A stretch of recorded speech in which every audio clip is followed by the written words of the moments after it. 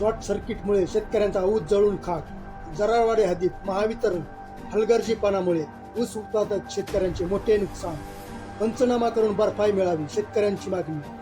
बारामती तालुक्यातील जराळवाडी हद्दीत शुक्रवार दिनांक 20 रोजी दुपारी 3च्या दरम्यान अचानक ऊसाला आग लागली. यात 1.5 ते 2 लाख रुपयांचे नुकसान झाले आहे.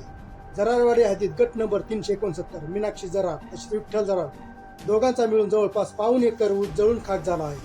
शेतकऱ्यांच्या शेतातून वीज वाहक तार गेल्याने शॉर्ट सर्किटमुळे आग लागली असल्याचे शेतकऱ्यांनी सांगितले. याबाबत महावितरण अधिकारी व स्थानिक वायरमन यांना वारंवार कल्पना देऊनही दुर्लक्ष केल्याने ऊस जळाला असून याला महावितरण जबाबदार असल्याचे शेतकरी बोलत आहेत. तसेच या भागातील ऊस हा माळेगाव सहकारी साखर कारखाना येथे जात आहे, परंतु शेतकऱ्यांचा शेतातील ऊस तोडण्यासाठी टोळेवाले 2,000 रुपये मागत असल्याचे तक्रारही यावेळी संबंधित शेतकऱ्यांनी केली.